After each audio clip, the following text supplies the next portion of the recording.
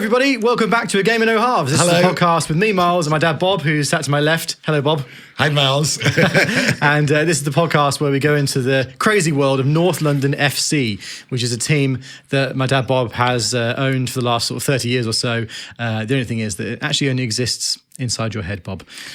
It exists in physical form, in the form of stats, tables, scorers, leagues. I know. So each episode of the podcast, if you've been listening already, we've been going through a season's worth of results as North London. And we left you last time at the end of the 2003-2004 season. Yeah. And I don't know whether you remember, Bob, you were saying that there might be a particular player that was sort of top of your transfer target list for this summer. Can you remember who that was?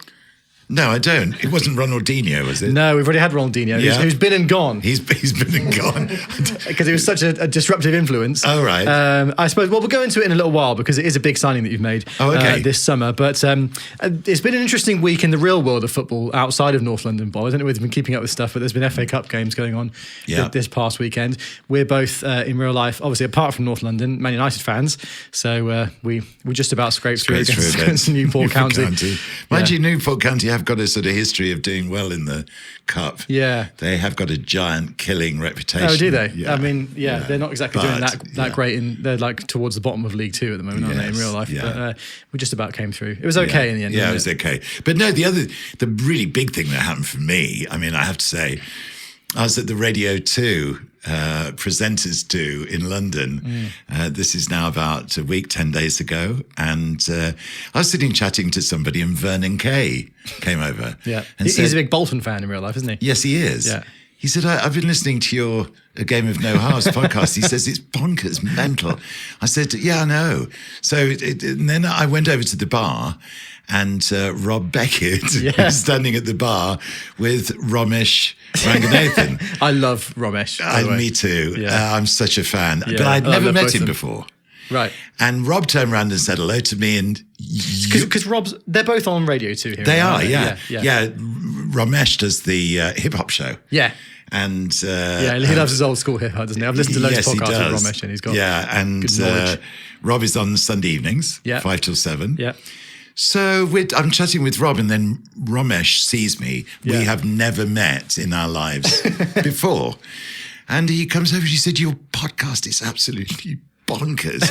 I said, I know. He said, right, I've been listening to it a lot because he seems to have become a really big fan of the podcast. Well, this is good, yeah. And he said, just let me get this right. Okay, so you've been kicking a foam football around your house for the last 35 years, playing imaginary games in your head and making stats of them all. And I said, yeah. That's normal, right? Yeah, it's completely normal.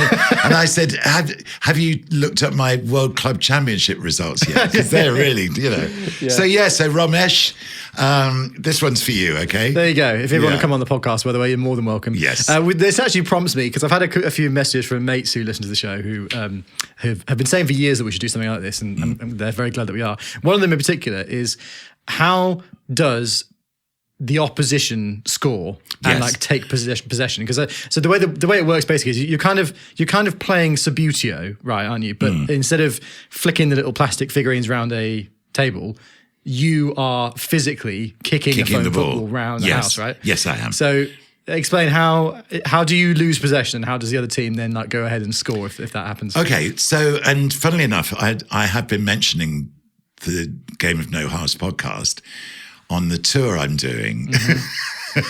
And we're playing to sold out houses now. And when I begin to explain this, you should see the reaction from the audience. I mean, it's just unbelievable. Incredulity. I think that when I start, they think it's some kind of banter between myself and Colin Hall, who I'm touring with. But then they begin to realize, no, it isn't. Bob is he does this. Yeah. So afterwards, when we're signing, and talking to everyone, because we love going into the foyer, we talk to people about the show and everything else. And the main question I am asked is, so isn't it a free score for you? Don't you just automatically win every game by about 27-0? And I go, No, I don't. I actually don't. Because as I'm playing, as I'm kicking the ball against the wall, in fact, I sort of demonstrated on one of the gigs. We had a bit of empty space. You should take a ball out on tour with you. Yes, I should. Start playing on stage. And I said, you see, I'll kick it up to the corner there and have it bounce back to me. Yeah. And then I'm looking I might pass it square, or I might try and pick out a slightly longer ball over there.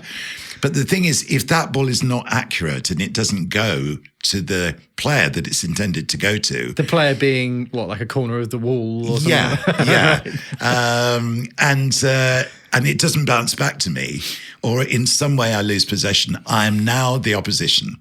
Yeah. And I will play the game with as much intensity to score as the opposition as I would if I was North London. And then that makes it genuinely exciting because it's real. Because then if I score, there was one match I played not long ago where I was 2-0 down after 12 minutes. Oh, dear. So you see, I do. Yeah. I do. Having said that, though, this season so far, I'm 5 points clear at the top of the Premier League and I'm unbeaten. Along with Dortmund, I am the only... Dortmund? Do you mean Bayer Leverkusen? Bayer Leverkusen. Yeah. Xabi Alonso is in charge there. Yeah. Yeah. Leverkusen.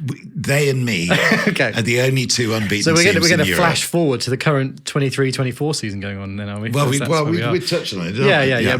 Bob does keep it up to date. So we'll touch on this at the end of this programme. We'll see how you're doing in the 23-24 season. But this show is all about 2004, 2005. Okay, so we touched on earlier about the big signing that's coming in the summer. Okay. That signing, who I think is going to prove pivotal in this season, for those watching, for those listening, I've got the stats for this season. I'm rustling them in front of the microphone right now. So, signings that have come in, Bob. Yep. The big one to start with, Kaká is in. Kaká, yes. Kaká. Okay. He's joined for £21.7 million. Along with Pablo Aimar. Yes. Who signed from Valencia. You've got Jorge Andrade, a central defender signed from Porto. Yes. Andrade. Very and good. You've also got somebody called Smith for £750,000. Shall I tell you who he is? Wait a sec. What number did he come in as? I can't see where he is in the... go on. Tell me who Smith is. Okay. He's Whit Smith. Whit Smith. Yes. Okay. Do you remember That's a cool name. a group called the Hot Club of Cartown? Yes. They're a Texas Western swing group. And they stopped off to do a session. Okay. This would have back been, in 2004? Yeah, all those years ago. Yes. Or they stopped by and maybe just to see us. Oh, yeah. on- W. Smith. He's come in as the number 2. That's right. Wow, okay. Yes. So we were kicking around in the garden and he didn't even know the rules of soccer. Okay. Right. But he started kicking the ball around and some people have just a natural ball skill. He showed a bit. He did. Right. So I signed him. There you go.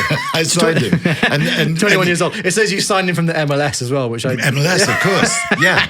Oh, that's great. So he was Austin, Texas. Yeah, And he proved really good as a right back. Nice. Yeah. We have some very sad news in the transfers out there, Bob. I'm actually extremely disappointed. And my mate, Doug, who's listening, I hope will be extremely sad because he's been sold. Douglas Booker has gone out for £6.5 million. Yeah. What happened there? Well, he came back later. Oh, did he? Okay. Yeah, well, it was a mistake to let him go. Well, but so at this point in the series, though, he has recently departed. Yes. £6.5 million. Yes. So he's gone along with Dexter. Now, this would be Wes Dexter with it. Yes, it would be top, Wes. Is he the top North London goal scorer of all Ever, time? yes. And he's gone for £5.5 million. Yes. What's happened there? Well, because it's coming to the end of his career. Right. So he must have been, without looking at this. As we know from previous episodes, he had that terrible injury where he was out for almost a whole season. So yes. maybe he's lost a half a yard of pace. Yes, he has. That's exactly what's happened. Yes. Okay. And pace was his greatest weapon. Was it really? Well, he'd just get that half a yard on a defender. Yeah. So I had to let him go. But I made a mistake. It was a bit like Sir Alex's mistake with Jaap Stam. Yeah. Where you let a player go. With Dexter, you mean? No. With Doug Booker. Dougie Booker. Where you let a player go and you do begin to realise that you've made a mistake letting them go. Yeah, I mean, Doug's North London through and through, Bob. He can't believe he's been let go. And actually, it's really funny, in real life, as this episode goes out, me and you, because I'm helping Bob out on a few of the tour dates, this Friday, we're in Kendal, which is where Doug lives now, so he's going to have to come and confront you face to face on his transfer. so Doug, if you're listening to this, come and see us after the show in Kendal, and you can have it out with Bob. Well, no, the thing is, of course, that he's back with the club now as manager. So actually, but when we fast forward to the end of this episode to the current 23-24 season, he is the manager in real life. Yes, hilarious. He is. So other transfers out. Fusa has gone for 4.3 million. Yeah. Asamoah's gone for $500,000. Right. De Hoy's retired, and Jim Dowdle, who has featured quite a lot in the last few episodes. He was the stuntman, right? Yes, he was. He's left on a free, so I assume he's retired. But in brackets it says coaching, so I assume he's taken a coaching role with the club. He was beginning. He's going to show them how to dive properly without injuring themselves and stuff. Yes, yeah. He was beginning the climb back up the leagues as a young manager. Okay, so he's getting the early experience. Right, so he's gone off to somebody like Newport County to go and get some experience. Yeah, exactly. Okay, so there we are. So the pre-season tournament. First of all, there was just a one-off friendly against Northampton Town, who we've established are your feeder club. Yes, well, they're one or two. The other feeder club, of course, was Mallorca. Oh yeah, and Bob's wearing the Mallorca cap right now. In fact, you would have bought this cap on the very scouting mission that brought Florian Mosey into the club. Absolutely. At that time. Yeah. Actually, as we're looking, so by the way, to address the difference in sets, we are recording in Bob's house now. So literally, actually, where we are in the house is kind of midfield, back of defence. What sort of? Well, it's sort of right back and towards centre of midfield. There you go. And so if you notice, Miles, this area here is an area I use most when it's raining outside. Right. Because the carpet pile in here is quite deep, and the ball can get stuck in this. It replicates the real life. It replicates. So if it's wet and windy, this is more where the game takes place. The shag pile carpet comes into its own. Yes, unbelievable. It does. Anyway, so we're sat. I mean, this is kind of sacrilege. The groundsman's going to kill us because we're sat on the pitch right now. Do you know Terrible. something? Honestly, Miles. Okay, you know the television coverage now. More and more and more is coming from the pitch. Yeah, true, actually. Yeah. I don't like it. I don't think it's right. No, do you not? No, I don't. So when Gary Neville and Jamie Carragher are standing in the centre circle, no, they shouldn't be there. Sacred ground. It's sacred ground. It's the match is going to be played there. Yeah. You're not standing in the middle of it with cameramen all around you and all of that. I tend to agree on that, actually. Completely, yeah, 100%. So. And also, there's so much interference from like a sprinkler will go off and they'll get sprayed on, or if the weather's terrible and they're all stood there with their stupid umbrellas. And I agree. Bad idea. Yeah. The studio, yes. Yeah. But I suppose outside the pitch, so if you're on the touchline, it's just about okay.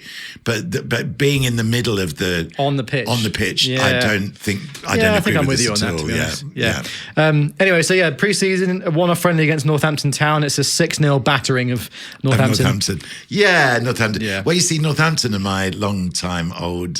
I was born in Northampton. Yeah. So the Cobblers. I mean, I went to Six Fields a few times. I haven't been for ages. I must be honest. But they're the first result that I look for outside of North London and Man United is Northampton Town. Good for how are they doing in real life at the moment? They're about midway. Are they League One? They're Division League One. Yeah, Division One. That's the old. And they're doing quite well. They lost at the weekend, unfortunately. But if they'd won that match, they would have been just about in touching distance at the playoffs. But okay, well, they're nicely. They're happily situated in mid-table. Having Northampton in the Championship would be cool, wouldn't it? I feel like the Championship's a big old step up from League One. Anyway, so 6-0 battering of Northampton Town in a one-off pre-season friendly before what turns into the pre-season tournament, the Spanish International Champions Cup. Yes. This is new, so we haven't heard this before. Can I just have a look? The Spanish International Champions Cup. Oh my goodness! So talk to me, because obviously we had the World Club Championship before. Yes, we did. So, but that's not pre-season, I suppose. That's more like post-season, isn't it? This is one of the kind of prototype competitions for the Mediterranean Cup. Which we begin to hold in the training ground in Portugal. Right. So this is the Spanish International Champions Cup, and the teams in this competition with me Sporting Lisbon, Yeah. Valencia, and Roma. Okay. And so we drew 2-2 with Roma. Yep. We pretty much hammered Sporting Lisbon 4-0. David Bennett got 2 goals from left back. And of course, Diego Tristan is now in the middle of his fantastic run. Yeah. In fact, during this competition, he scored 4 goals in 3 games. So let's have a look then. So was it? And then Valencia, we beat them 4-2. Oh, very nice. So it's a table format. So you just played each team once, and there were 4 teams in the table. Did it then go to a knockout? No, it was just that. No, it was just that. Just a 4-team group. Yeah, which pre-season. which you finished top of. The Valencia fought too as well. Kaká got a debut goal. Yeah. I think good things are to come from Kaká this season. Don't you think? Wait till the World Club Championship. Oh, yeah. 2006. I mean, so a good start, pre-season unbeaten.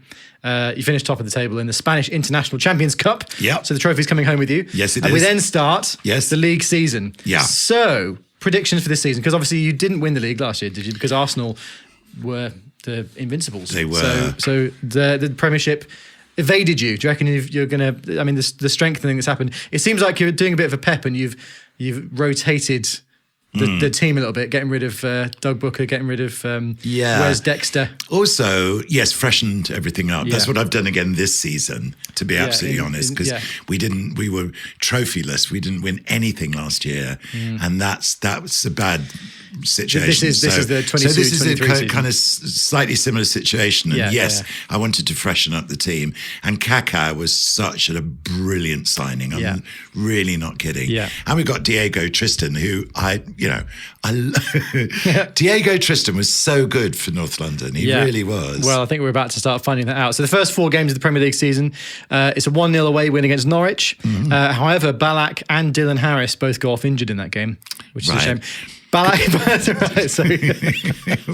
so Ballack goes off with a shoulder injury. Yeah. And judging by what we've mentioned before, would that have been you like bumping into something with your shoulder as you were going through the hallway? Well, it also happened this season with Jude Bellingham. Oh, really? Yeah, he had a shoulder injury because I bashed my shoulder on the door frame when I How intensely do you play these games? And are you like, you're not full on sprinting around the house? Well, I used to be, Miles. Less so these days, but... So poor old Marco Ballack's hit his shoulder on the door frame. And Dylan Harris stubbed his toe by all accounts because he's got a toe injury and he's gone off as well. Stubbed his toe. Oh, for God's sake. Anyway, you follow that up with a 3-0 win against Everton, Diego Tristan with 2, and Pablo Aimar gets his first goal for the club from a free kick. 1-0 win against Chelsea, Kaká with his first in the league, and then a 3-0 win away against Middlesbrough, 2 from my brother Dylan, and 1 from Dennis Romadahl, who did play for Middlesbrough for a little while. Yeah, Romadahl for me was a player that was not necessarily first team choice, but was a great one of the players that you could, and he'd do what the manager you can sort of, told him to do. On him. Very reliable. If you asked him to play in different positions, he would. So he was an important signing in that respect. Very good, very good. After 4 games, you're joint top with Arsenal and with Chelsea, who I think are coming into prime Mourinho era at this stage, probably, right? Yeah, I mean, I have to say, if Trevor Nelson is listening. Yeah. I'm very sorry, Trevor, but the Chelsea Mourinho era, we were didn't exist. Vibed up as North London FC, right? To go for Chelsea. Okay, we were. Well, this I have to be honest and say that. A little bit of a precursor to stuff to come in later episodes, maybe. Okay, well, it seems we're being beckoned down the tunnel for a half-time break. Bob, should we hear from our sponsors? No, wait. There's probably another minute of extra time to go. There was the injury. Yeah, okay. To David Bennett. I think maybe we should cut to the break. Okay, all right. Anyway, so 5th game, 2-0 away against Portsmouth. It says Kaká scored a header. Yeah. Describe again how a header works. Well,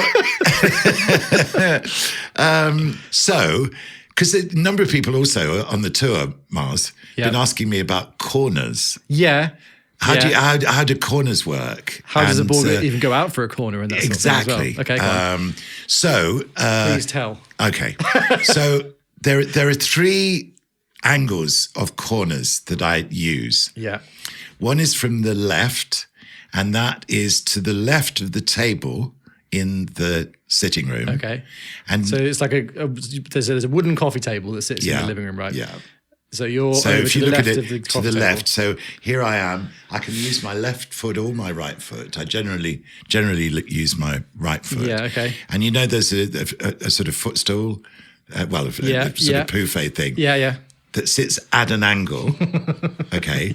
So if I aim for that and hit it just right, it's like a header that's going into the back of the net.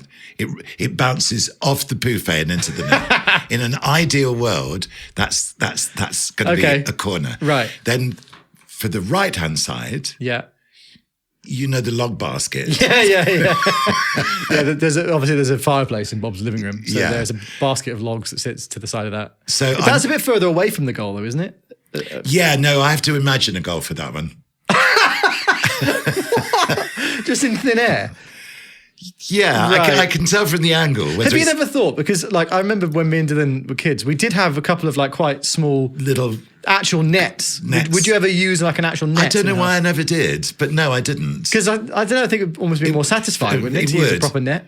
Yeah, maybe we should get you one. Birthday present. Oh, yes, please. Okay. That'd be lovely. All right. Yeah, but I always sort of knew you can tell. If you're...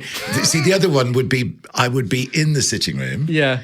And I would be quite close to the log basket, but kicking it the other way against the door. Yeah. Right? So the door would be half open and the goal would be here. This is like you're practicing your corner routines on the training pitch by half opening the door, Yes, right? that's right. And I could tell I'd aim at a particular point in the door. And if I hit it dead center and it bounced in, it would bounce in at an angle and that would be a goal. But the goal, it wasn't actually there. But the goal wasn't actually there.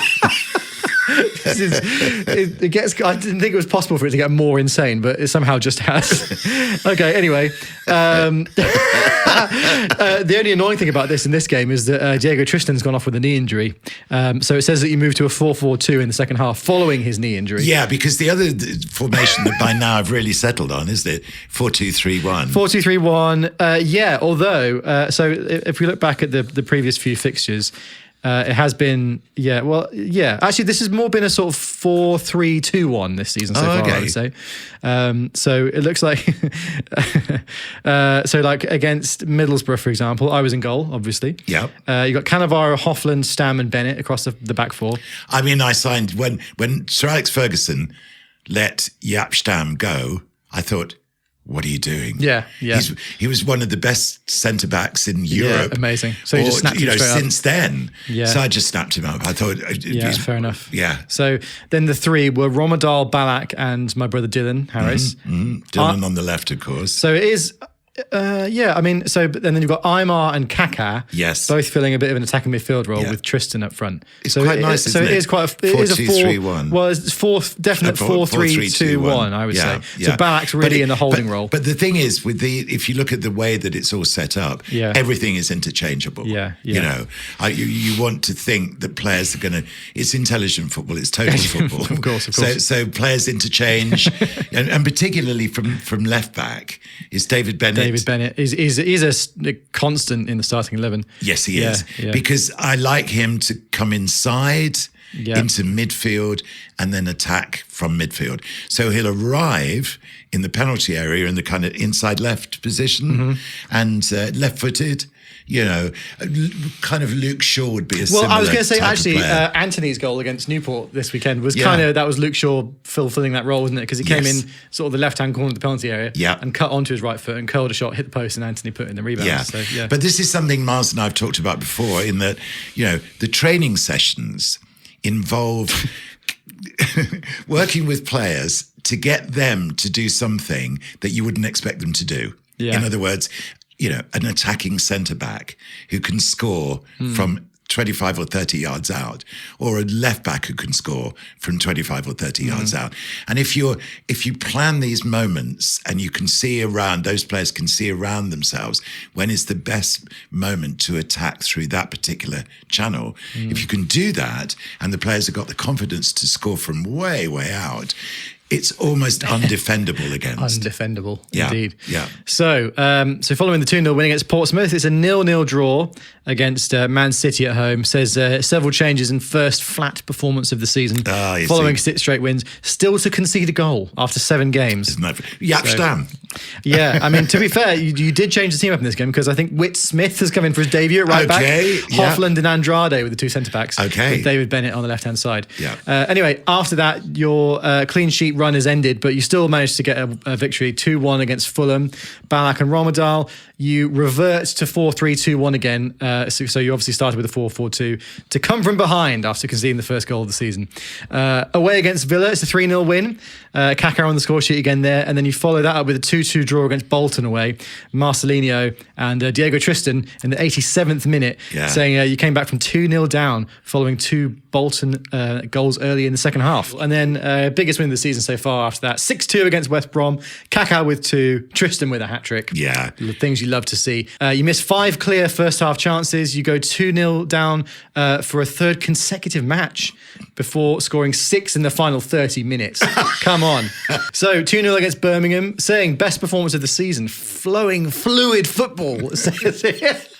Amazing. Kaká and Ballack with the 2 goals there. But only 2. 2-0, yeah. Apparently the best performance of the season, so maybe it should have been more. Yeah.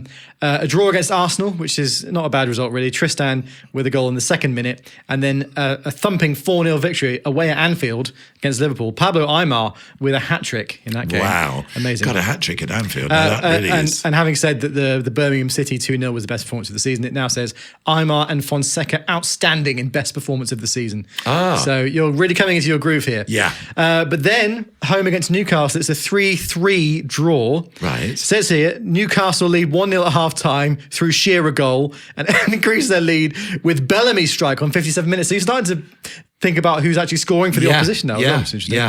North London look in deep trouble, but click into tempo, scoring 3 times in 23 minutes. Kluivert secures a draw for the visitors 2 minutes from time. Wow. What a game. Click into tempo. That's a good phrase, isn't it? What a game. It also says here, you've got injuries a bit in this game. So actually, Kaká, Ballack, Cassaro and Ben Harris were all out injured for this game. So you're losing some first team players. Because here. at the bottom, underneath the team and its formation, I put a list of the people on the subs bench. Yes, yeah. And then if there are people missing through injury, I put their names down as well. So 4 out there. Which means going into mid-November, you are top of the table by a point. 34 points to Chelsea's 33 and Arsenal 2 points further back from them. So things looking good as we approach Christmas. 3-0 win against 3-0 win against Southampton, 3-0 win against Charlton, and a 1-0 win against Blackburn. Comfortably control the game, but unable to add to 1-0 lead, despite skillful approach play, creating several good chances. You see. See, I don't take all the chances that come my way. No. Then, though, an unfortunate first defeat of the season. Man United at Old Trafford, 3-2 the final score. Van Nistelrooy and a Scholes double for United give them the victory. And actually it says here, you got the same points total as last season, 43 from 18 games. Wow. But I didn't win the league last year, did I? Well, this was the thing, but I suppose it was a bit of an anomaly with Arsenal being so incredible, wasn't it? Yeah. Exactly the same number of points at exactly the same point of the season. Yeah, exactly. Yeah. Wow, that's amazing, isn't it? So we approach the new year, 3-0 win against Portsmouth at home, a 1-1 draw with Spurs away. So outplayed for much of the game by an excellent Spurs performance. There we are, you see. Ballack scores crucial goal 4 minutes after change from 4-4-2 to 4-2-3-1. 4 minutes from time. See, I'm involving 4-2-3-1. I've always liked that. Yeah. There you go. Yeah, starting to become a bit more of a thing. Yeah. So it means that going into the new year, you have dropped down to second. Chelsea have overtaken you. They're 2 points clear in first, and Arsenal are 3 points. Have we got a game in hand? No, everyone's played 20 games at this point. So we really are at the halfway point of the season now. I'm going to take this point in the show to introduce a bit of a new thing here, because we have come across this extra file for those watching. It's a big sort of cardboard Filofax type thing. And this is literally just Europe. So this is all the results in what I assume is the Champions League. Yes. So if I spool on through here, I like this. This is really exciting. Here we go. So 2004, 2005. Because Okay. previously we've only found out about the European results at the end of the season, haven't we? Okay. But now we can see what's going on in real time. Right. So group stage. Yes. In the Champions League, you have got Bayer Leverkusen, who we touched on earlier. Yep. Before their Xabi Alonso brilliance. Roma. Do you think he's going to go to Liverpool, by the way, to replace I don't Jurgen know. Klopp? Is it too early? I don't know. I think, well, why not? Pep started early, didn't he? He seems brilliant, doesn't he? Yeah. Bayer Yeah, he does. Leverkusen are amazing, aren't they? in Yeah, real life? They're just playing incredibly well. It's Yeah. like Girona in La Liga right now. Yes. They're just, Yeah. And surprise packages. Xavi's leaving Barcelona. I mean, Yeah. they're in a bit of a state now, aren't they? Yeah, they are. Yeah. Finances are not No. a small part to do with that, I don't think. Who but does that sound like? Man United. Yeah. Although at least we've got some. I am actually quite optimistic with Jim Ratcliffe coming in and bringing in some new sort Same. of higher up people in the Yeah, club who hierarchy. actually kind of know what they're doing. Well, we've the CEO Since from Man David City Gill, came over. really, David Gill was so, that combination of David Gill and Sir Alex was just the best. Yeah, I know. Yeah. Anyway. Yeah, so hopefully things are going to be looking Yeah, better. Anyway, yeah. so European competition, Bob. Yep. So you start off with a 3-0 win away against Bayer Leverkusen. Very good result there. 2-0 at home to Roma. And then a 3-2 win against Dynamo Kiev. Poor performance rescued by 2 late goals after going 2-1 down. Kaká, Barak, and the winner from Diego Tristan in the 90th minute there. And then the return fixture was a 3-3 draw away at Dynamo Kiev. Right. You then absolutely batter Bayer Leverkusen 5-0. Ooh, that sounds good. Yeah. Who are the scorers? So you got Aymar, you got Dylan, you got Yeah. David Bennett from left back, you've got Kaká, and you've got an own goal in the 83rd minute. A stray Do you know how ricochet. the own Well, goals yeah, work? we touched on this last Yeah, episode. yeah. So funny. And then the last game of the group stage is a 1-1 draw against Roma. John Carew scores his first European goal Well, you see, when Diego Tristan's not exactly, playing. because Diego Tristan proved so successful in this lineup, it just seemed to work. Yeah. So he was a Diego Tristan light. Yeah, fair kind enough. of thing. Yeah, I think that's fair. Yeah. So that means that you top the group, obviously 14 points, unbeaten, which leaves you, and we're going to leave it here for a moment because obviously in like the way the season's running, we haven't yet got to this, but you have been drawn in the last 16 against Juventus. Right. Okay. So a big draw. We'll find out about what happens with that later on. But Okay. back to the league. Wow, Juventus. Yeah. So now, Miles, quite Yeah. seriously, knowing that I'd drawn Juventus, Yeah. I would already be planning ahead for that match. Yeah. I know that every manager, every player, everybody talks about, right, you take it one game at a time. Yeah. No, I know that I've got Juventus coming up. So you're going to start resting players. So I'm do you? going to start thinking about Okay. how that's going to work and resting players, yes. Right.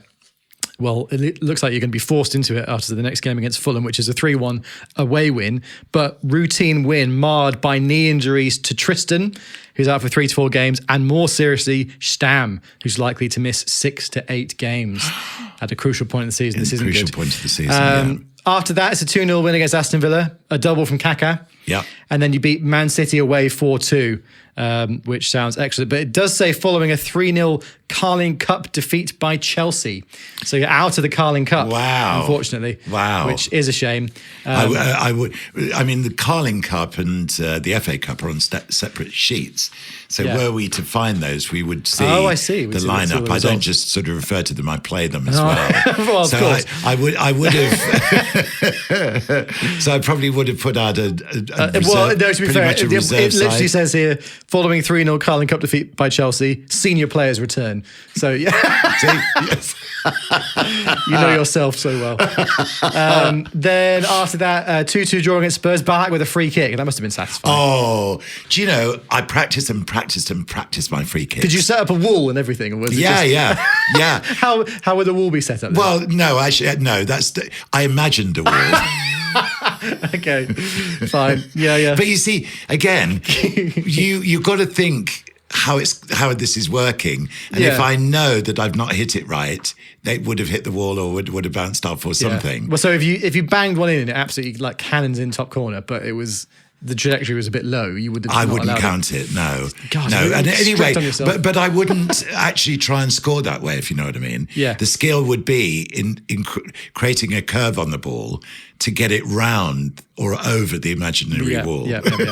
Fair enough. So a 2-2 draw. And then after that, it's a 1-0 win away at West Brom. Cannavaro with an 86th minute winner there. Right. Says for the second match running, a late goal rescues a win from a bruising game. Yeah. Kaká struggling to be fit for the Champions League with thigh injury. Oh, so not good. So he By needs the to be way, back. where is Freddie Haynes in all of this? Has he not come into I don't think he's coming yet? to the team quite yet. No. Okay, No, I right. think he must still be working his way up from the academy. The academy, yeah. So nothing of Freddie Haynes yet, but there's a lot to come from him. Yeah. Then a 3-1 win against Bolton. Ballack scores another free kick from 30 yards this time, I tell apparently. you, honestly. And John Carew with a goal there as well. And of course, Ian Giggs chips in with his first of the season. So I mean, hilariously in real life, obviously Ryan Giggs started to retreat into midfield a bit more. Yeah. Though maybe this might be a bit early in real life, 2004, 2005. He probably still would have been up and down on the wing.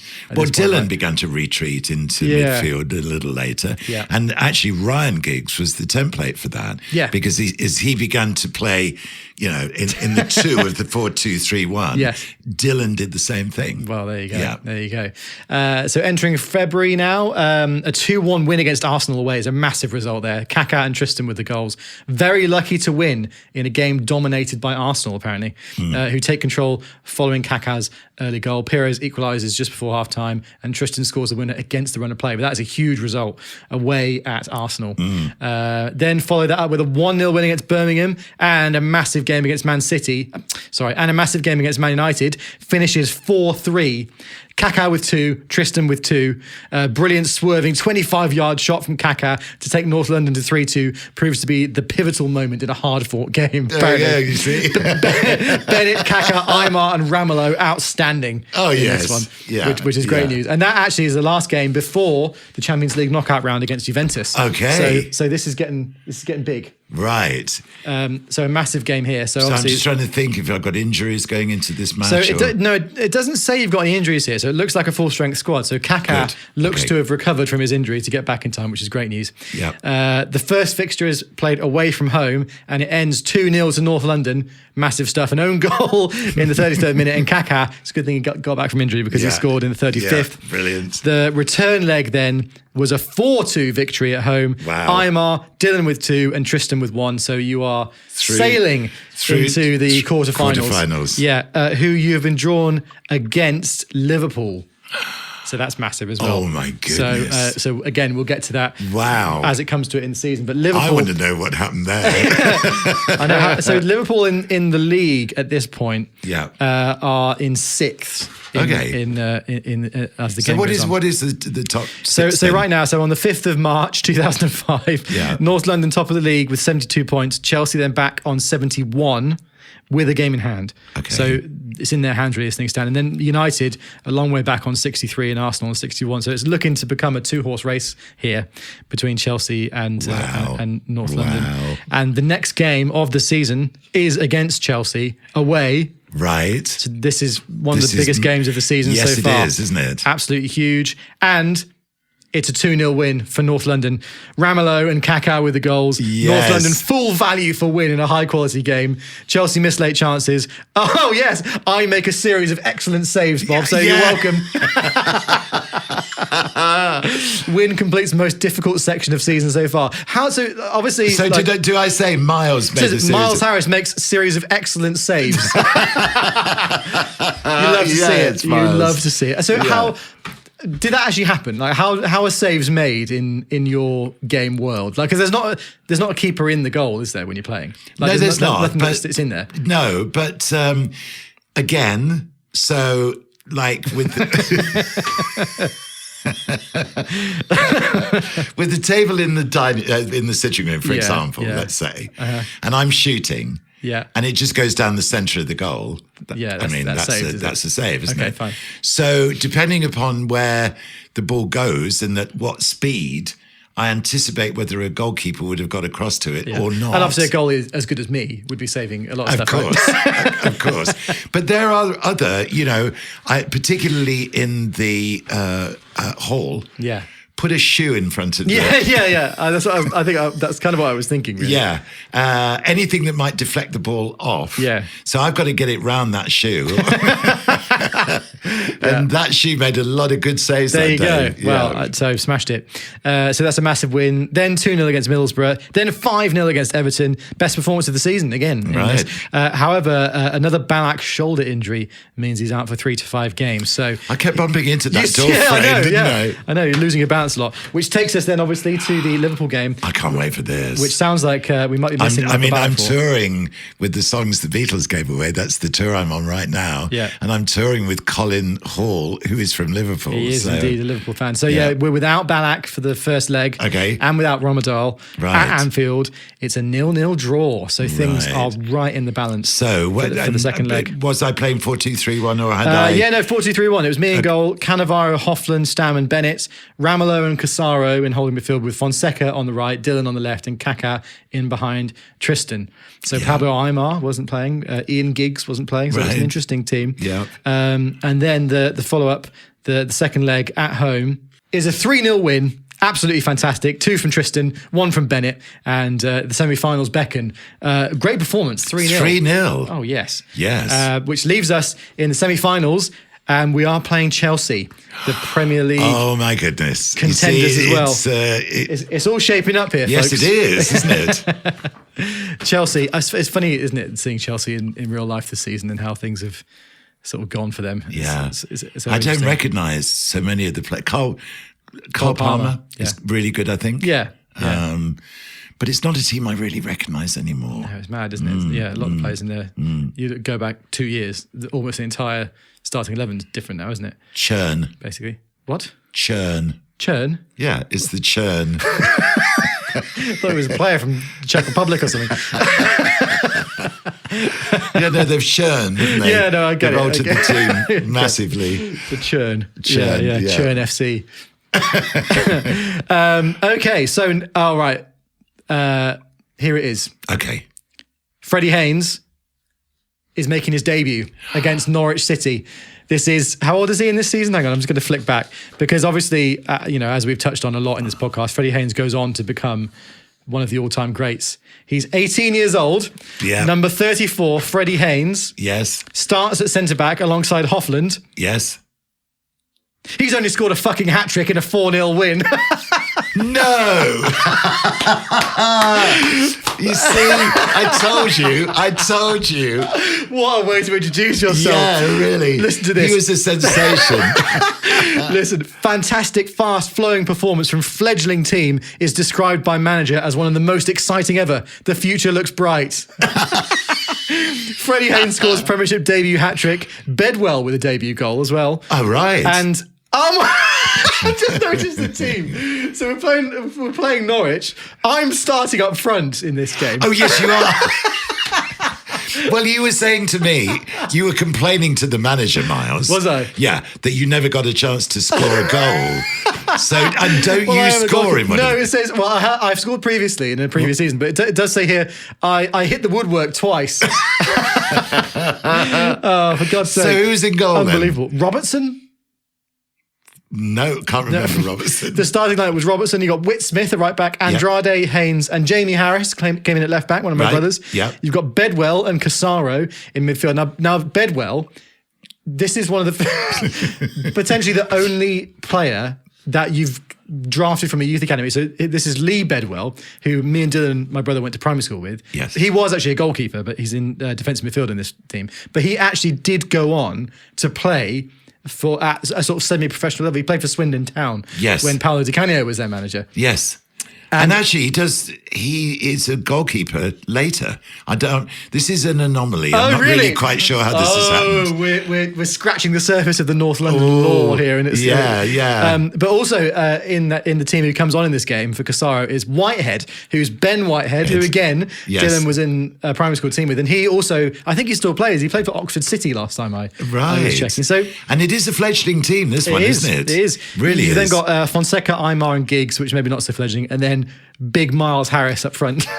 It's a bit like Fabian Barthez played in midfield or something for like a half in pre-season for Man United. Yes, he one time, did. didn't He did. It's a bit like that. So, yeah. Unbelievable. What a game. Freddie Haynes with a hat-trick on his debut. I mean, it's the stuff dreams are made of, It isn't is, yeah. But you see, I saw his potential, and there he came into the team and Freddie just Haynes. stated his case Freddie straight Haynes away. hat-trick. 18-year-old Freddie Haynes, Yeah. centre-back, by the way. Yes, yes. Comes in and scores a He hat-trick. was fearless. Unbelievable. Unbelievable. The third goal of his hat-trick was a penalty, so he'd obviously scored 2 goals and we the said, team was "Go on, like, you take go it." for it. Yeah. So the makings of a true great coming through here in the Yeah. North London team. After that, it's a 0-0 away against Blackburn Rovers, which is a subdued performance from the team with one eye on the first leg of the Champions League semi-final with Chelsea in 4 days' time. Wow, wow. It's only the second time the team has failed to score in the Premiership. So 4 days' time goes past, obviously, and we are now Playing Chelsea. against Give us Chelsea in the Champions lineup, League first of semi-final. all. Okay, so huge game. This semi-final on the 26th of April 2005. The starting lineup. I'm nervous. I'm in goal. Cannavaro, Hoffland, Stam and Bennett across the back four. Yeah. Ramelow and Casaro in holding midfield. Yes. Fonseca, Kaká and Dylan Harris across the three with Tristan up front. So it's a 4-2-3-1. Okay. First leg away at Stamford Bridge.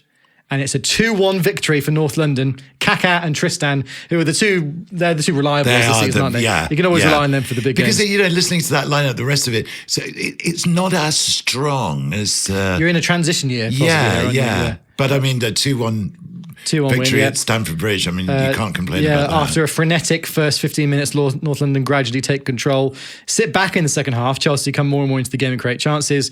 North London lose a careless goal 6 minutes from time. So 2-1 going into the second leg. In between that, by the way, there's another massive game. If I can have a look here. I've got I don't know if you can hear all the pieces of paper that are flicking around now. But in between that, you've got a game at home against Liverpool in the league. Right. Which is a 2-0 win. Freddie Haynes started. Yes. Substitutions have immediate impact as Kaká sets up Tristan for a stunning 25-yard shot. Oh, yeah. And Ballack seals the game with a similarly spectacular strike. I started up front again. I started up front against Liverpool. You didn't. I did.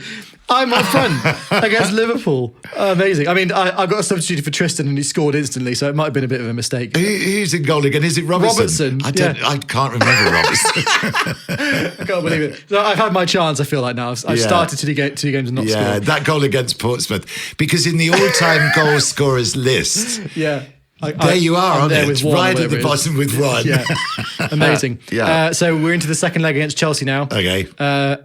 And it's a surprise formation, Oh, really? according to you here. Okay. It looks like a 4-1-4-1 for this. Okay. So you've got Aymar, Ballack, Kaká, Dylan Harris and Tristan all in the starting lineup. Looks like the regular back four with Ramelow in defensive midfield. So he's tinkering. He's doing a bit of a Ranieri here. Wow. And it seems to have paid off because it's a 1-0 win. North London are in the Champions League final. Pablo Aymar in the 4th minute. Team score already, then increasingly sit back and defend. Right, which is uncharacteristic for us, I have to say. Uncharacteristic indeed. Yeah, So this sets but up we're a in the Champions final. League final against AC Milan. Now, was Right. this the year of Istanbul? It must have been. It was, wasn't Yeah, it? Liverpool come back. And against- Liverpool yeah. coming back from 3-0 down. Yeah. So that's what happened in real life in the season. Yes, But in so- the North London world, it's North London AC Milan in the Champions League final. Yes. We'll get to that soon. So we. I have a feeling, Yeah. okay, I'm not sure, because I haven't looked at these stats ahead of time. Yeah. But I've got a feeling this might be one of the all-time great European performances. Do you I'm think? not sure, but we'll Okay. see. Yeah. We'll find out, won't we? Yeah. So going into May, Mm-hmm. 3 games of the season left, and Chelsea and North London are absolutely level on 88 points each. North London have got plus 60 goal difference, Chelsea have got plus 54. So it really is Wow. all to play for. Yeah. The final 3 games of the season are Newcastle at home, Yes. Southampton away, Charlton away. Yes. So you'd say 3 winnable games here. You would. So, I mean, I think it's just worth saying again the way that the system works with the league. Okay, so all the other positions in the league, all the other teams, all the stats that you see are real. I just insert North London into that league. Yeah. So, in other words, whatever my results are, however many points I've got, that's where I sit in the context of the other teams. So it's quite possible for other teams.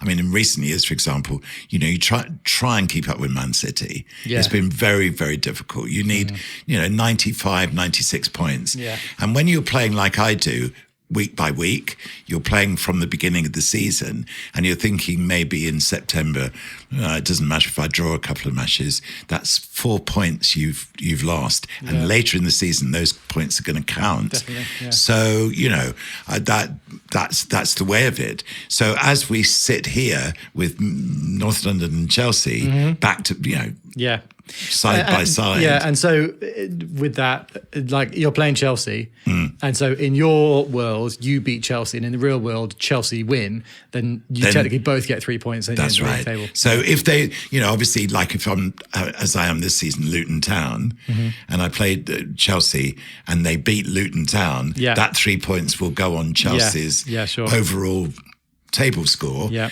But it'll also, if I, as North London, if I beat them, I get 3 points as well. Yeah. That's the only slight. That's the only slight sort of warping of reality. Yeah.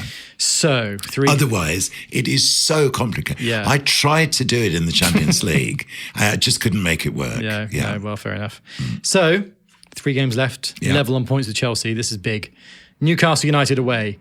A 2-0 win. Yeah. Pablo Aimar and Freddie Haynes has done it again. Yes. Sensational performance from Freddie Haynes, constantly breaking from the back and scoring his 4th goal in 3 Premiership starts. Oh, you love it. You see, the attacking centre-back. Yeah. Nobody had even thought of how to defend against an attacking I centre-back. love it. How do you Freddie do that? Haynes has marked his Yes, he has. joining the team. Yeah. Notably, I'm not even in the squad, so I think I've been disciplined for trying to the experiment shoehorn myself in as a playing you striker. up front hasn't worked. Yeah, and then the following game against Southampton, I'm back in goal. So, good, so there we are. I'm back in my normal position. Yeah. This is brilliant. 5-0 win. Southampton team ripped apart by pace and verve of North London performance, and 3 stunning long-range strikes by Aimar, who gets a hat-trick. Freddie Haynes has scored again, and Dylan in the 16th minute. So it leaves us North London, 37 games played, 94 points, a plus 67 goal difference. Chelsea, 37 games played, 94 points. Oh my plus goodness. 57 goal difference. So you've basically got to match or better Chelsea's result in the final game of the season away at Charlton Athletic. Yes. Final score, Charlton 0, North London 2. Yes. The Premier League is coming home. It's an own goal in the 66th minute, and Diego Tristan, of course, rounds off the season with a 90th minute goal. Nervous win clinches title with record number of points. 17th win in 19 games since defeat by Man United. 9th game without conceding a goal. 25 clean sheets in the league. So you end the season 2 points clear of Chelsea, who obviously drew, with 97 points. Wow. North London win the league. That was a record number of points. Then, incredible. So North London win the league. So you've won the league, yeah, and that obviously leaves us with the Champions League final. Yes, God, if we could get the double. Is against AC Milan. Yes. And so what did you say before? That I think it might be one of the great European performances. Okay. Well, I'll read the notes of this game before the actual result. Okay. Because entire team plays in peak form to produce one of the great performances of all time. Yes. I can remember the score then in that case. 6-2. It is 6-2. Yes. Pablo Aimar with 2, Ramelow with 1, Ian Giggs with 1, Bennett with 1, and Ballack with 1 as well. Says finished off by 2 unstoppable 30-yard shots from Bennett and Ballack. A 6-2 win crowns the Champions League. And so it is a double, the Premier League and the Champions League. Do you know, honestly, Mars, I actually can remember playing that game. Really? I really, really can. I was lost in it. It was just the most fantastic experience. I mean, I loved it so much. And I felt like I could do anything. And I find it hilarious that you're just doing this on your own. There's nobody there to live this moment with you, is there? It's just all soul. It's just, but I mean, there were times when I absolutely bloody celebrated. Yeah. I mean, some of the goals that I scored, they were so it's good. like if I just would go mad. If I win a massive game on FIFA or something. And, I was surprised surprised sometimes I didn't wake you up.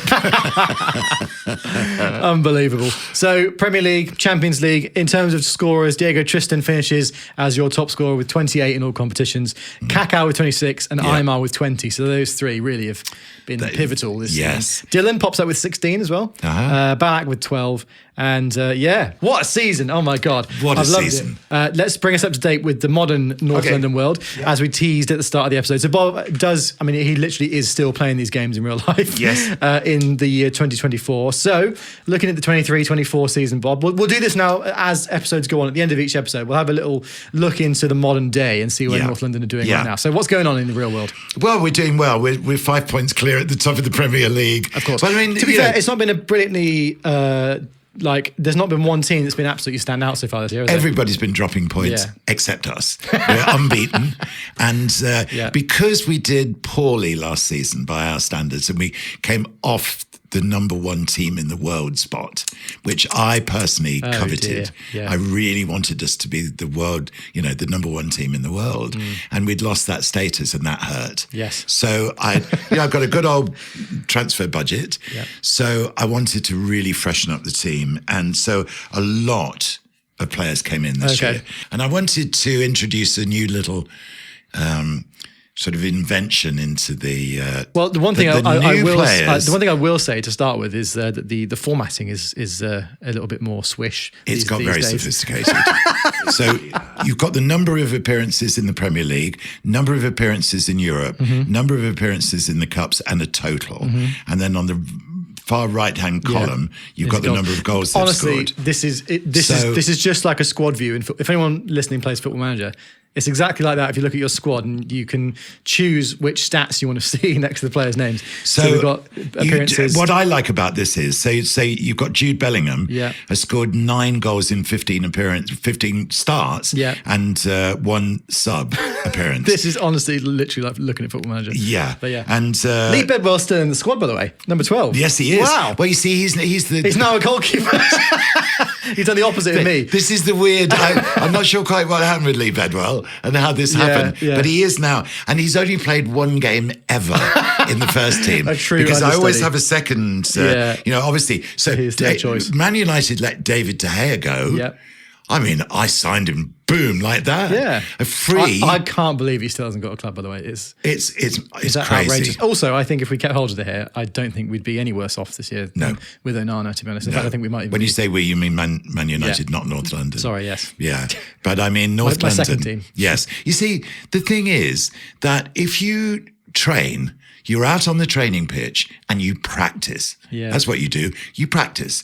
So we've put David De Gea through multi-intensive practice sessions to improve his skill with the ball at his feet. I mean, it's not rocket science. And so he's now becoming quite good as a sweeper goalkeeper. Okay. So the other people we signed this year, Jude Bellingham, obviously, gazumped Real Madrid. Marquinhos from PSG. Then Victor Osimhen. From Napoli.